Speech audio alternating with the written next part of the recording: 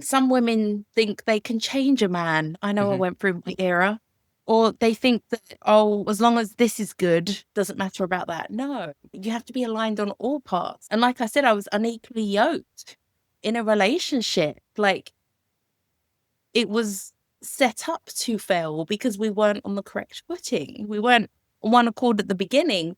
So had that have actually gone to marriage, who knows the challenges? Actually, one did come up.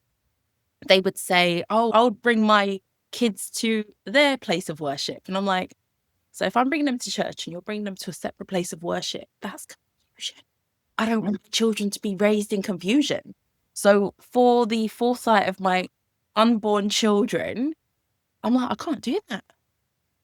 But it takes knowing the word, it takes knowing the importance of being equally yoked to have those revelations and actually make the difficult decisions to part from people that you may love. And I did love them. But yeah, God's way, God's way works for a reason. It's because its foundation and principles are there to set us up for success. As long as we're honest with ourselves and we're staying true to our walk with God, then we can walk through the challenges of life and the challenges will come. Yeah.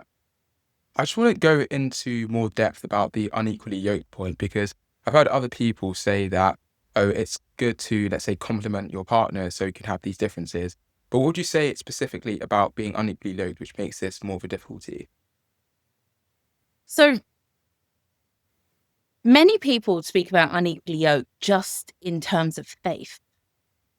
So, are they Christian or not? Hmm. And if they're Christian, it means they're equally yoked. No, it doesn't. There are so many different branches of Christianity.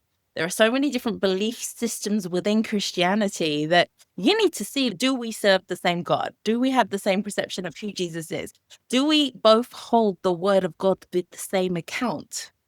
Are you reading it and hearing one thing and I'm reading it and hearing another thing? Like, can we agree on the key principles that Jesus died for us, that it's through him that we have righteousness and grace?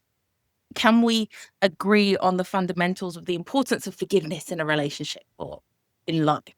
Can we agree on those? So unequally yoked isn't just about faith, it could be other things too. Are you equally yoked in terms of a vision? Like, if I'm wanting to go around the world, speak to people, travel, and do this with my husband, and he just wants to sit and watch TV all day, go to his job and just watch TV all day, that's going to really frustrate me. And it'll probably frustrate them too. So that's not equally yoked. The principle comes from a farming analogy, and my dad's a farmer. He's a shepherd. So I love Okay. these farming analogies. It's where they would put two oxen together and plow the land. So they'll literally yoke them together with this metal bar, and then they'll plow the land together. So you can't put an oxen and a donkey together because donkeys are stubborn. Hmm. And it's true. Donkeys are stubborn. And the oxen will try and drag and literally would have to drag not only the weight of the bar to plow the land, but the weight of the donkey too. And if you put, they could even be two oxen, but one being really strong and the other one really frail and weak. And Okay. putting those together, the strong one's going to do all of the pulling, and that's exhausting. It might be okay for a short period of time. And it's difficult for the weaker one too, not just the harder one. Because then they're like, oh, I'm not enough, I'm not enough, I'm not enough. And having that play in your head constantly will break any relationship down. Taking that into all principles of life. We need to be equally yoked. We need to have similar ways of thinking. I'm quite an upbeat, positive person. I just can't be around negative people for too long. Hmm. Right? People feel each other's energy. So are we equally yoked in terms of, are we both at a similar place? Are we both wanting the same thing? Are we both believing in a similar direction? Okay, that makes sense because you're right. I've never heard of it from a different perspective apart from just faith. So it's really helpful hearing it from those other lenses. Looking more into singleness itself, what would you say are some of the advantages with this which people may not necessarily think about or realize? Singleness. We come to the earth single. right? We come as individual beings. God crafted us so perfectly individually.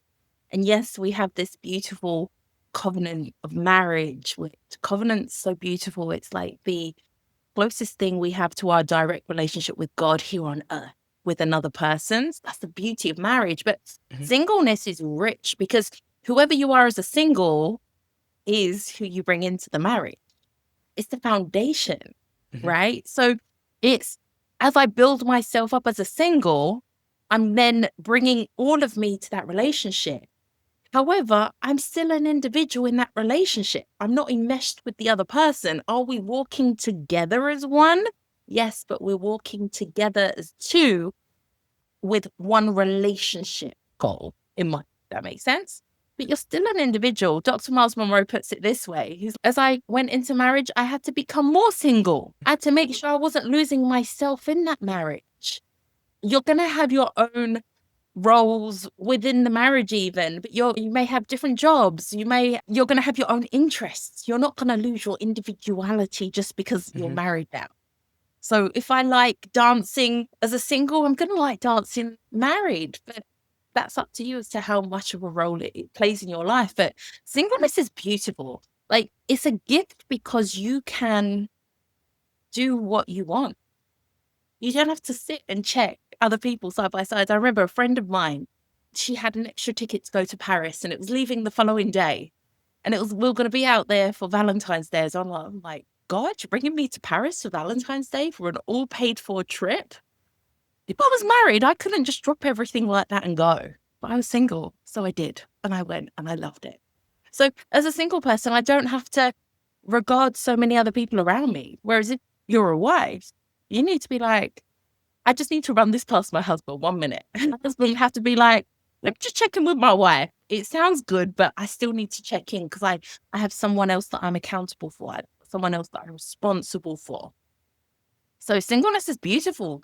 You can serve the Lord as much as you want. You can look at your interests as much as you want. You can thrive in who you want to be without much regard for anything else other than what God is telling you to do, and you can do it wholeheartedly. Whereas, yeah, when you're married, God's put something in your heart. You still need to walk together as one, or it's not going to be blessed.